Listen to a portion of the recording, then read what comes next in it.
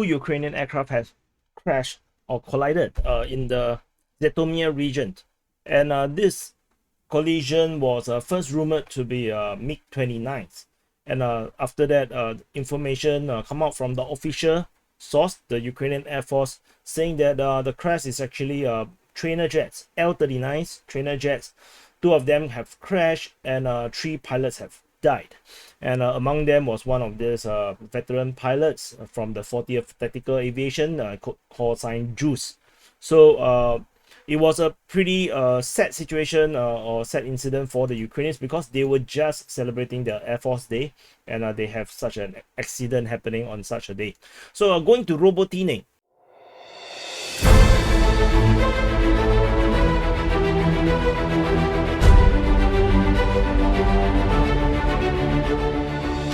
This is the Orikhiv sector.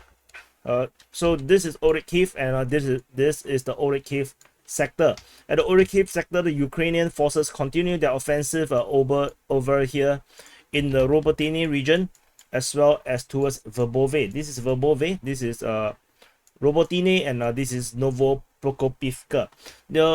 Depending on who you ask, the Ukrainian forces, according from pro-Ukrainian source, is that they are fighting in the southern part of Robotyne already, and they are moving towards Novoprokopivka. However, if you look at pro-Russian sources, for them, the Russian forces is still pretty much over in the outskirts of Robotyne, and currently fighting is still within this southern part of Robotyne itself.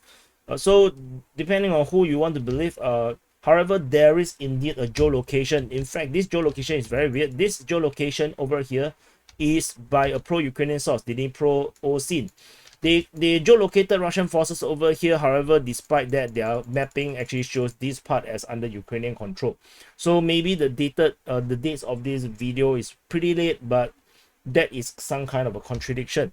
So other than that, if you look at some other less credible Ukrainian source, they are already talking about Ukrainians storming within Novoprokopivka tentatively. As far as DPA's position is concerned, this is not reality. This is not a real thing, and this is actually fake news. Hello everyone, this is Defense Politics Asia, and it's time to press the like button. However, we do have geolocation of Ukrainian forces over at this position, southeast of Robotyne, as well as on the western part of Verbove. And this actually puts the front line in this way, which means that the Ukrainians have actually made a major push on the eastern part of Robotyne, heading into the eastern part of Novoprokopivka. And if you look at the map in this direction, you can see that the Ukrainians have punched through in this area here. However, it is very dangerous for the Ukrainians, because the Russians do have defensive position in this area, and they can actually do a flanking attack in a massive counter attack to actually cut off this Ukrainian force. So tentatively, there is no such threat as per now. At this moment, the tide is still on the Ukrainian side, and there is also information of Ukrainian forces continue to attack towards Verbove. However, there is no indication that they have broke through any of this major defense line from the Russian side. However, there might be a possibility that this entrenchment over here might have been captured by the Ukrainian forces, given some of the mapping that we are looking tentatively. There is geolocation of Ukrainian forces over at this position. This is by Deep State UA on the 26th of August. And reinforcement continue to arrive in this sector as Ukrainian forces sent reinforcement over to Mala Tomashka, and some artillery is being sent to Omelnik and Shvono-Kladnitsia.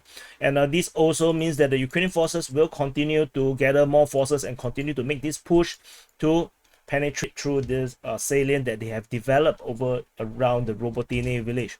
Tentatively, depending, again, like I said, depending on who you want to believe, the Russians claim that they are still fighting in the southern outskirts or southern part of Robotyne, whereas the Ukrainians claim that they have already broke through and they are fighting in the south of Robotyne. So that's all from Robotyne. Into the next major front line for the Ukrainians is over at Uruzhaine and Staromayorsky over in the Velyka Novosilka sector. This is the Velyka Novosilka sector at the most eastern part of the Zaporizhia front. The Ukrainian forces continue their attack over in the Uruzhaine region, as well as a latest report suggesting that they are attacking over at the Staromayorsky region. And fighting doesn't seem to be penetrating out of these major Russian lines around here. There is no indication that they have actually broke through. All the information and all the hype from certain pro-Ukrainian sources talking about, oh, they are already at Starolinivka, is no uncorroborated, because there is totally no footages of such incident to corroborate or back that claim.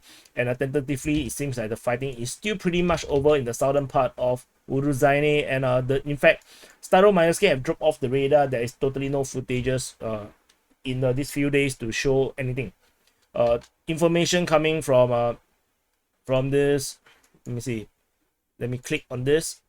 By Russian Defense Ministry claiming that the fighting is in this area of Staromayorsky. Over in the eastern part, western part of Staromayorsky, there is also fighting reported at Prione, with the Ukrainian forces probing over at that location. Tentatively, there's no breakthrough. The entire Russian lines around the Velyka Novosilka sector continues to hold very strongly. Tentatively, this entire line here seems to continue to hold strongly. And that's all from the Velyka Novosilka sector. We move into another major front line for the Ukrainian offensive is over at the Bakhmut front. Over at the Bakhmut front, fighting continues to be reported within Klishchiivka. This settlement here, as you can see, is actually in the lower hill. On the western part of Klishchiivka, you can see this is actually a high ground, and the settlement is around here. This entire high ground here is controlled by the Ukrainian forces. And fighting continues to be raging within Klishchiivka, with geolocation of Ukrainian forces storming a building that was allegedly captured 10 Russian forces, Russian troops within this house was being captured on video somewhat. And the Ukrainian forces continue to be penetrating. And the previous line was here. So the Ukrainians have made some progress within Klishchiivka itself. Fighting is still ongoing. Ukrainian Defense Ministry continued to report that the Russians did some counter attack, but did not work out. So we're not sure, if that's just projection. It could be. So if you look from the high ground, if you look down, you can kind of imagine you having a machine gun here and firing at the enemies from below, and that is the kind of a high ground effect. Which is more true over in this Klishchiivka region. Some of the reports, when you look at some certain other high grounds, they talk about high grounds. Actually, the high ground is not high enough for them to actually provide fire support from the higher position. But tentatively, the Ukrainian forces is not quite Gonjin. Is the other Star Wars actor.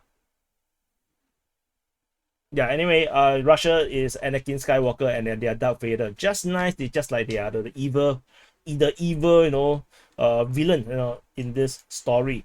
Like what most of the world, at least most of the mainstream media tends to portray Russia at. That's all from the southern part of the Bakhmut front. In the northern part, we have fighting reported along the highway, and this is very peculiar because the Russian Defense Ministry says that they defended against Ukrainian forces near Minkivka. Minkivka is over here, and however, the Ukrainian Defense Ministry said that the Russians attacked near Orikhiv Vasilivka. So there must be some kind of fighting around this area here. That kind of the truth must be somewhere in the middle. So probably over this place. So there might be a Russian counteroffensive, that actually push out the Russian forces and allow this fighting to be being claimed near Minkivka. However, the situation is pretty unclear, as the defense ministries don't really give a lot of information, and this entire area here is pretty much, you see, if you're on the road, you would think that you are in the middle of the forest. So this is just how it looks like. And I don't think we can drop down to take a look. So that's Or if you want to take a look at Minkivka, we can take a look at Minkivka. And so this is Minkivka, and in the middle of Minkivka, and you can see is yet another very well maintained Soviet era roads by the Ukrainians. They are very good at maintaining roads. And I can see this is a monument for the Soviet era, and we can for World War II, you can see 1941 to 1945. These are probably the names of the soldiers that have sacrificed in the so-called Great War, Great Patriotic War by the Soviets. And then yeah, this is probably demolished by now, I guess. So anyway, that's Minkivka for you. That's all from the Bakhmut front. Another major front line is at the Kupiansk front. So yesterday I mentioned that there is totally no reports of Russian offensive, and suddenly we do have more reports of Russian offensive ongoing, with Ukrainian sources claiming that the Russians continue to be attacking over at the Sinkivka region and towards Petropavlivka. So Ukrainian forces continue their counter-attack over at Sinkivka region, and so this is definitely still ongoing. Looking at the terrain, you can see that where the Russians are positioning is pretty much the high ground. They are on the high ground tentatively, and they are actually trying to attack from the high ground, wrong color, from the high ground and going down towards the lower ground. And this is currently what's happening over here, but we do not have a lot of information per se. If you look at the information coming from Marinka, they simply say that the Russians are attacking, so is Deep State UA. And the Russian Defense Ministry continue to report the Ukrainians trying to do counterattack. The one at Petropavlivka is mentioned by Marinka, the pro-Ukrainian source. So that is pretty much it for the Kupiansk front. And on the other front lines that is probably you are less interested in, we have Ukrainians continue to be attacking on Novosilka over at the Sviatove front, as the Ukrainians continue to try to attack the Russian position at Novosilka, which is still captured by the Russian forces. As you can see, Novosilka is actually on the low ground. The high ground around is not particularly high, so don't so when you read reports from other sources, when they talk about the high ground around Novosilka, there is high ground, but it's not as pivotal as they would make it sounds like. And fighting continues to be reported at Ryhorovka, according to the Russian Defense Ministry, as the Ukrainians continue to try to attack this Russian position over here.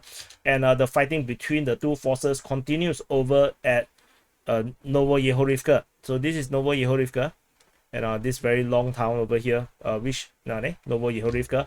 The Ukrainians and the Russians continue to clash over at this area here, and tentatively there is nothing much to report on, just that both defense ministry claim that they are the one attacking.